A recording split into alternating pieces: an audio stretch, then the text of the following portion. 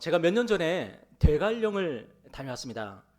제가 지금 기억나는 게 있어요. 그게 뭐냐면 일단 대관령 목장에 가면은 그게 삼양 목장이었거든요. 라면을 판다는 거.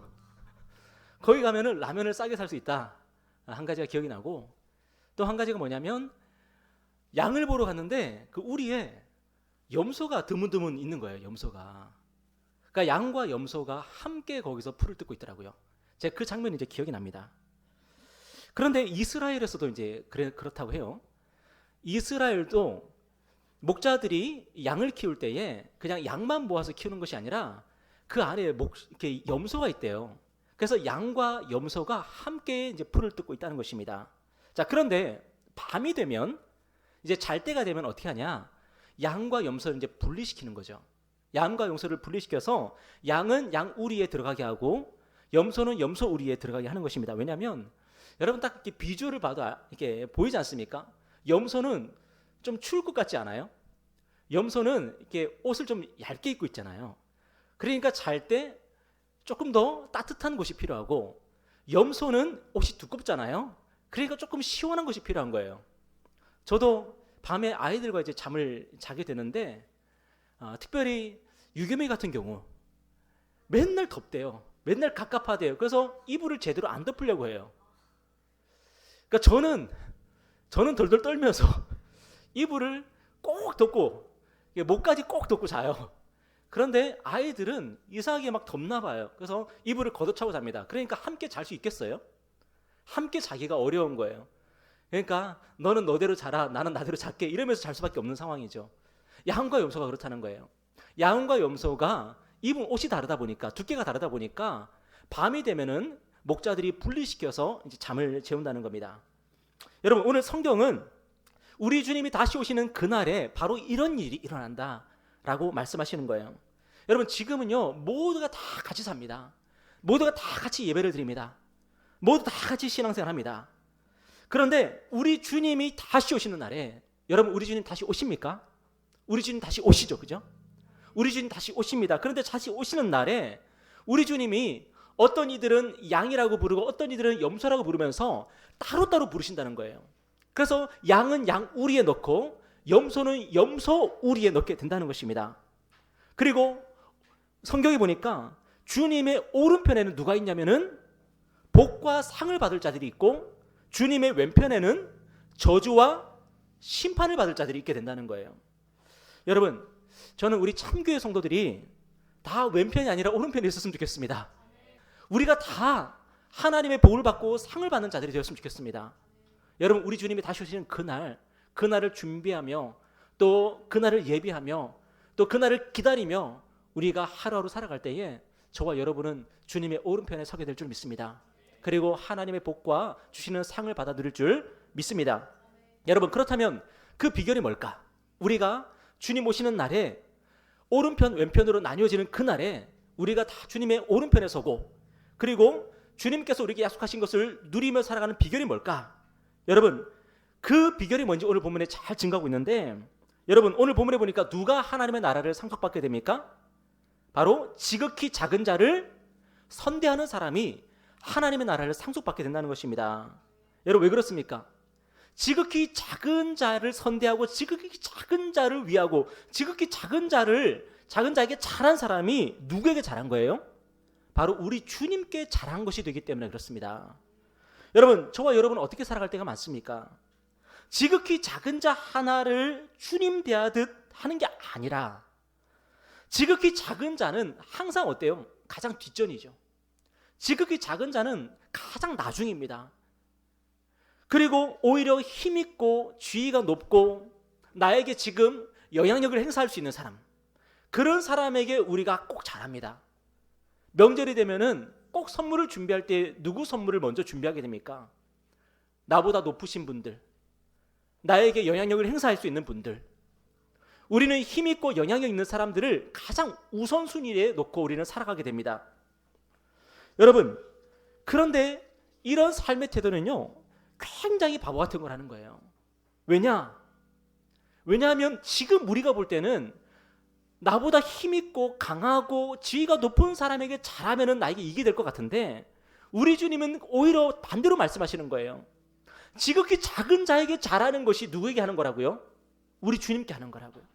그렇기 때문에 주님이 지극히 작은 자에게 잘하는 것이 오히려 지혜로운 거라고 말씀하시는 거예요.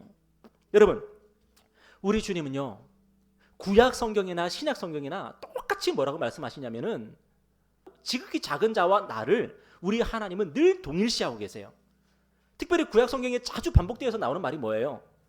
고아와 과부와 나그네, 그리고 레위인들, 그런 사람들에게 우리 주님은요 항상 특별한 마음을 가지고 계셨어요. 그들을 특별 대우하셨어요. 여러분, 우리 주님께서 뭐라 그러셨냐면은 나는 고아들의 누구다? 아버지다. 그리고 나는 과부의 누구다?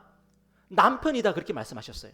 내가 고아들의 아버지다라고 말씀하셨을 때에 우리 주님은 그냥 머릿속으로 논리적으로 그냥 그렇게 말씀하신 것이 아니라 내가 고아들의 아버지다, 내가 과부의 남편이다 그럴 때는요, 우리 주님의 그 마음에 고아들을 바라볼 때, 과부들을 바라볼 때, 그리고 길을 헤매고 있는 나그네들 바라볼 때에, 이방인 취급당하는 사람들 바라볼 때에, 그리고 레위인들 바라볼 때에 우리 주님의 마음이 짠하다는 거예요. 그들을 보시면서 우리 주님이 눈물을 흘리시는 거고, 그들을 바라보시면서 우리 주님이 심지어 고통하시는 거예요. 여러분, 우리 주님은요 지극히 작은 자, 이 세상에서 대접받지 못하고 소외당하고 차별받고 맨날 너는 저리 가, 너는 저기 꺼져, 그런 소리를 듣는 지극히 작은 자, 그들의 고통과 괴로움과 소외당하는 마음, 그리고 차별당하는 그 아픈 마음을 우리 주님은 느끼고 계시는 거예요. 여러분, 그래서 우리 주님은 지극히 작은 자 하나에게 한 것을 나에게 한 것이다 말씀하세요. 여러분, 그러면은 지극히 작은 자에게 잘한 것이 나에게 한 것이라면 그들에게 잘못하는 것도 누구에게 한 것일까요? 당연히 우리 주님께 잘못하는 거예요. 여러분 자녀들이 있잖아요. 누군가가 여러분 자녀에게 잘하면은 마음이 어때요? 기쁘죠, 그죠? 고맙죠. 나에게 잘한 게 아니에요. 내 자녀에게 잘한 건데 이상하게 고마워요. 나한테 한 게 아닌데. 우리 가족에게 누군가가 잘해요. 그러면 여러분 마음 어때요? 고맙지 않습니까? 우리 주님 마음은 그렇다는 거예요. 세상 사람들이 깔보고 무시하고 멸시하고 천대하는 사람에게 우리는 그렇게 하지 아니하고 그들에게 냉수 한 컵이라도 대접하고 사탕 하나라도 주고 차비가 없으면은 단돈 1,000원, 2,000원이라도 그들의 손에 쥐어준다면 우리 주님이 무슨 마음 느끼신다고요? 정말 고맙다 하시는 거예요. 잠언 19장 17절에 보니까 가난한 자를 불쌍히 여기는 것은 여호와께 꾸이는 것이니 그 선행을 뭐 해주시리라? 갚아주시리라. 여러분, 하나님은 절대적으로 채권자이십니다. 하나님은 채무자인 적이 없으세요. 하나님은 우리에게 빚진 것이 없으세요.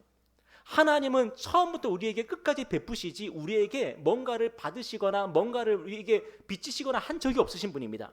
여러분이 지금 가지고 있는 모든 거 누가 주신 거예요? 하나님이 주신 거잖아요. 내가 지금 입고 있는 속옷 하나라도 하나님이 나에게 주신 것 아닙니까? 우리 주님은 우리가 알몸으로 태어난 우리에게 모든 것을 베풀어 주신 우리 하나님이세요.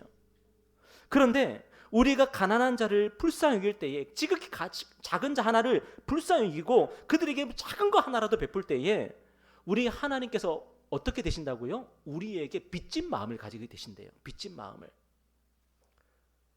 여러분, 하나님께 우리가 한 것도 아니고, 그죠? 하나님이 뭐가 없으셔가지고 우리가 하나님의 손에 우리가 뭔가 쥐어드린 것도 아니에요. 여러분, 오늘 어떤 분들은 이제 헌금도 하셨을 거예요. 여러분, 그게 하나님께 꼭 있어야 되는 것입니까? 하나님이 그게 없으신 분이십니까? 그거 아니잖아요. 하나님은 뭐가 결핍이 있는 분이 아니에요. 하나님은 완전한 분이고 충만하신 분이에요. 우리에게 늘 베푸시는 분이에요. 그런데 하필 우리가 하나님이 너무나도 가슴 짠하게 바라보시고 계시는 그 한 사람, 하나님이 그 사람 때문에 정말 마음 쓰시고 고통하시고 아파하시고 그러고 있는데 우리가 그 사람 찾아가가지고 말 건네고 손에 뭐라도 쥐어주고 그렇게 할 때에 하나님의 그 심정에 뭐가 느껴진다고요? 우리에게 빚진 마음이 느껴진다는 거예요. 누군가가 우리 자녀에게 사탕 하나라도 사주면은 우리가 느끼는 마음이 그런 마음 아닙니까? 나도 나중에 기회가 되면은 저분한테 뭐라도 대접해야 되겠다라고 하는 그런 마음 느껴지지 않습니까? 마치 하나님께서 우리에게 그런 마음 느끼신다는 거예요. 여러분, 그런데 우리가 이 땅을 살아가면서 참 바보 같은 게 있는 사람에게 잘해요. 가진 사람에게 잘해요. 굳이 우리가 도와주지 않아도 잘 살고 있는 사람에게 우리가 손을 내밀어요. 왜 그렇지요? 우리는 그런 사람들에게 우리가 잘하면 그런 사람들이 우리에게 뭔가를 잘해줄 거라고 생각하는 거예요. 그런데 진정한 지혜는 뭐냐면 나에게 갚지 못하는 사람, 나에게 갚을 것이 없는 사람에게 베풀 때에 여러분은 하나님에게 받을 것입니다. 오늘 34절에 보니까 우리 한번 34절 한번 읽어볼까요? 34절 시작. 그때에 임금이 그 오른편에 있는 자들에게 이르되 내 아버지께 복을 받을 자들이여 나와 창세로부터 너희를 위하여 예비된 나라를 상속받으라. 여러분, 우리 주님께서 다시 오셔서 양과 염소를 나누십니다. 그리고 왼편에 사람들을 두시고 오른편에 사람들을 두십니다. 여러분, 어느 편의 사람들이 복과 상을 받는다 그랬습니까? 오른편 사람들이 복과 상을 받는다 그랬죠? 근데 오늘 본문에 정말 아주 리얼하게 나와 있어요. 뭐라고 나와 있습니까? 나와, 앞으로 나와. 여러분, 앞에 나와서 상 받아보셨습니까? 나와, 앞으로 나와라. 하나님께서 우리의 이름을 부르시는 거예요. 여러분, 하나님께서 여러분의 이름을 부르시기를 바랍니다. 앞으로 나와라. 병규야, 나와. 그리고 너희를 위하여 예비된 나라를 상속받아라 하면서 우리에게 뭘 주실까요? 상상해 봅시다. 뭘 주실까요? 너희를 위하여 예비된 나라를 상속받으라 하면서 우리에게 뭘 주실까요? 우리 손에 하나님 나라의 시민권을 딱 쥐어주시는 거죠.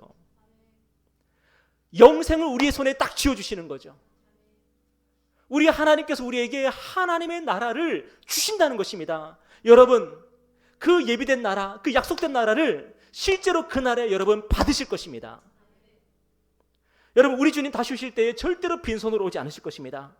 반드시 복과 상을 가지고 오시는데 그 복과 상이 뭐냐면은 하나님의 나라예요. 여러분은 하나님의 나라의 시민이십니다. 하나님의 나라를 받을 것입니다. 하나님 나라에 여러분의 집이 있을 것입니다. 여러분은 하나님 나라 영원히 여러분 살 것이고 거기서 하나님을 섬기게 될 것입니다. 여러분, 하나님을 믿는 사람들 가운데 참 신앙을 가지고 있는 사람이 있는가 하면 유사 신앙을 가지고 있는 사람들이 있어요. 유사 신앙은 뭐냐면은 신앙인 것 같아요. 믿음인 것 같아요. 신앙생활 열심히 하는 것 같아요. 믿음이 좋은 것 같아요. 그런데 유사 신앙은 뭐냐면은 비슷한 거예요. 참 신앙 비슷한, 참 신앙과 닮았지만 그렇지만 아닌 거예요. 유사 신앙. 그게 대표적으로 뭐냐면은 기복 신앙이에요. 여러분, 기복 신앙은 뭐냐면은 기복 신앙은요, 다른 사람에게 베풉니다. 기복 신앙도 다른 사람이 베풀긴 베푸는데 누구한테 베푸냐면은 높은 사람에게 잘 베풀어요. 여러분, 기복 신앙을 가지고 있는 사람은 이상하게 베풀긴 베푸는데 나에게 이익이 될 만한 사람에게 잘 베풀어요. 그리고 기복 신앙 가지고 있는 사람들은요, 복에 관심이 많습니다. 그런데 어떤 복에 관심이 많냐면은 이 땅의 복, 물질의 복에 관심이 많아요. 그런데 오늘 본문에서 하나님께서 우리에게 주실 상과 복은 뭐예요? 너희를 위하여 예비된 나라래요. 너희를 위하여 예비된 나라, 하나님의 나라. 여러분, 여러분의 마음 가운데 정말로 하나님의 나라에 대한 그런 사모함이 있으십니까? 하나님의 나라를 받아 누릴 마음이 있으십니까? 아니면은 이 땅의 것을 여러분 열망하시고 이 땅의 것을 여러분 간절히 소망하며 살아가십니까? 여러분, 하나님께서 저와 여러분에게 상과 복을 주십니다. 여러분, 이 상과 복을 믿으시기 바라요. 우리 주님은 빈손으로 안 오십니다. 그런데 뭘 가지고 오신다고요? 하나님의 나라를 가지고 오신다고요. 하나님의 나라를. 하나님의 나라를. 저는요, 요즘에 뭘 꿈꾸냐면은 우리나라가 어제보다 오늘이 좋은 나라 되기를 제가 꿈꾸고 있어요. 그리고 2019년도보다 2020년이 더 좋은 나라 되기를 저는 꿈꾸고 있습니다. 저는 우리나라에 대한 그런 소망을 갖고 있어요. 우리나라가 잘 될 거야. 우리나라가 정말로 정의로운 나라가 될 거야. 우리나라가 정말로 평화로운 나라가 될 거야. 그렇게 되어야 해 하면서 저는 기도하고 있고 그 나라를 꿈꾸고 있어요. 여러분, 대한민국이 정의로운 나라가 되고 평화로운 나라가 되는 것도 얼마나 좋은 일이에요. 그죠? 그런데 하나님께서, 예수님께서 이 땅에 다시 오시는 그날에 우리에게 가지고 오시는 나라가 뭐냐면 바로 하나님의 나라예요. 완전한 나라, 완전한 정의가 있고 완전한 평화가 있는 그 나라, 하나님이 완벽하게 통치하시는 그 나라, 죄가 없는 나라, 죽음이 없는 나라, 그 영광스러운 나라를 가지고 오시는데 그 나라에 저와 여러분이 살게 된다는 거예요. 그 나라에 야 병규야 네가 이 나라에 살아야지, 마땅히 살아야지 하면서 저와 여러분에게 시민권을 주신다는 거예요. 여러분, 그 나라에 들어가고 싶으십니까? 여러분, 그 나라가 여러분의 꿈이기를 원해요. 그 나라에 들어가고 싶어서 여러분이 하나님께 간절히 기도할 수 있는 그런 저와 여러분 되기를 바랍니다. 여러분, 하나님의 나라가 왜 좋으냐면은 이 땅에 물질 좋죠, 돈 좋죠, 먹을 것 좋죠, 입을 것 좋죠. 그런데 우리 주님 뭐라고 말씀하시냐면은 그 이 땅의 곳으로는요, 거기는 생명이 없대요. 돈, 재물, 생명이 여기서 나는 게 아니래요. 근데 하나님의 나라는 뭐냐면 하나님의 생명이 그 나라에서 철철철철 넘쳐흐르는 그런 나라예요.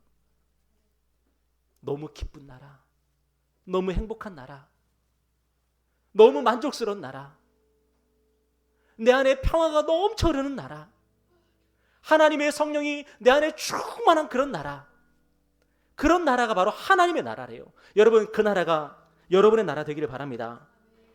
여러분, 지극히 작은 자 하나를 잘 대접하는 일은 그래서 좋은 거예요. 그런데 여러분, 이 지극히 작은 자 하나를 대접하는 게 쉬워요, 어려워요? 그런데 우리가 그게 잘 안 되더라고요. 왜 그렇습니까? 우리의 관심과 우리의 마음이 항상 높은 데 가 있으니까, 높은 사람들 바라보고 있으니까. 그런데 어떻게 하면 지극히 작은 자 하나에게 우리의 눈이 가고 우리의 마음이 가고 그들에게 우리 손을 펼칠 수 있게 되냐면은 바로 주님께서 우리에게 뭘 하셨는가를 기억하면 된다는 거예요. 여러분, 마태복음 7장 12절에 보면은 이런 말씀이 있습니다. 그러므로 무엇이든지 남에게 대접을 받고자 하는 대로 너희도 남을 대접하라. 이것이 율법이요 선지자니라. 여러분, 이걸 뭐라 그러냐면은 황금률이라 그러죠. 황금률. 그래서 하나님께서 우리에게 주신 명령, 그 계명 가운데 가장 귀한 그런 계명이 바로 너희가 대접을 받고자 하는 대로 너희도 남을 대접하라 이거예요. 여러분, 그런데 이 말씀을 잘못 이해하고 잘못 해석하면 어떻게 되냐면은 야, 너 복 받고 싶지? 그러니까 너 다른 사람한테 잘해. 그렇게 이해하기 쉬워요. 근데 이거는 전혀 아니에요. 여러분, 이 말씀을 가지고 우리가 우리 삶에 적용할 때 어떻게 적용해야 되냐면은 너희가 남에게 대접을 받고자 하는 대로 너희도 남을 대접하라. 그건 조건 명령으로 여러분 보지 마시고 여러분이 받은 것을 생각하면 된다는 거예요. 여러분이 어떻게 대접을 받았는가 하는 것을 생각하면 된다는 거예요. 여러분, 하나님께서 여러분을 어떻게 대접하셨죠? 우리 예수님께서 저 여러분을 어떻게 대접하셨지요? 마치 강도 만난 자를 데려다가 씻기고 약 발라주고 치유하고, 그리고 여관 주인에게 내가 다시 올 테니까 그때까지 모든 비용 나중에 지불할 테니까 이 사람을 맡아주시오. 그랬던 선한 사마리아인 같이 우리에게 해주시지 않았습니까?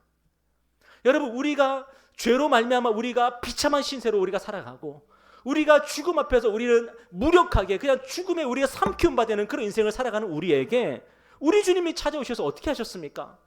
우리의 그런 상처 입은 것을 치유하시고 우리의 그 피로를 채우시고 그리고 우리를 위해서 자기 모든 것을 내어주시면서 값을 치러주신 그런 은혜를 우리가 받지 않았습니까, 여러분? 여러분, 우리 주님께서 우리의 진정한 이웃이 되어주시고 우리의 친구가 되어주셨습니다. 우리 예수님께서 우리를 위해서 자기 모든 것을 쏟으시면서 우리의 친구요 이웃이 되어주셨습니다. 여러분, 이렇게 귀한 것을 대접받은 우리들입니다. 여러분, 그렇다면 지극히 작은 자를 대접하는 것이 여러분 쉽습니까, 어렵습니까? 지극히 작은 자 하나를 보고 내가 잘해야지, 잘 섬겨야지 그렇게 생각하면 어려워요. 그런데 하나님께서 우리를 어떻게 대접하셨는지를 우리가 생각하면요, 이 일은요 자연스럽게 우리의 삶의 열매로 맺어진다는 것입니다. 여러분, 우리가 예수님께 뭘 드렸습니까? 여러분, 예수님을 위해서 우리가 뭘 했습니까? 예수님께 우리가 뭘 드렸길래, 뭘 했길래 예수님께서 이 땅에 오셔서 우리를 위해서 십자가에서 죽으시고 우리에게 자신의 생명을 우리에게 내어주셨습니까? 여러분, 지극히 작은 자 하나였던 우리에게 우리 예수님께 자기 모든 걸 내어주신 것처럼 오늘 우리가 지극히 작은 자 한 사람 한 사람을 우리가 생각한다면, 그리고 그들에게 초코파이 하나라도 우리가 내어준다면 반드시 우리 주님이 기억하시고 저와 여러분에게 갚으실 줄 믿습니다. 여러분, 우리 주님은요 반드시 다시 오십니다. 그래서 우리의 삶을 저울에 달아 보실 것입니다. 양과 염소는 저녁이 되면 나뉘어집니다. 마찬가지로 의인과 악인은 주님 오시는 그날에 반드시 나뉘어집니다. 여러분, 그때 복된 자들, 하나님께 상 받을 자들의 모임에 여러분 들어가시기를 바랍니다. 여러분, 특별히 우리 참교회를 위해서 참 많은 분들이 기도를 해주십니다. 그리고 몸으로 봉사해 주십니다. 그리고 기꺼이 귀한 헌금으로 그렇게 도와주시기도 하십니다. 여러분, 우리 참교회가 지극히 작은 자 하나 같은 그런 교회입니다. 그런데 우리 참교회를 위해서 그렇게 헌신하시고 봉사하시고 기도해 주시는 모든 분들이 저는 반드시 하나님께 상을 잃지 않을 거라고 저는 믿습니다. 여러분, 그리고 오늘 우리가 이렇게 서로 모여서 함께 우리가 모여서 우리가 예배하고 우리가 서로를 섬깁니다. 여러분, 우리 한 사람 한 사람 우리 서로가 지극히 작은 자입니다. 그죠? 우리가 서로를 위해서 우리가 섬기고 봉사하고 2020년도 한 해를 그렇게 우리가 살아나갈 때에 우리 참교회가 정말 주님 기뻐하시는 하나님의 은혜가 넘쳐흐르는 그런 교회 될 줄 믿습니다.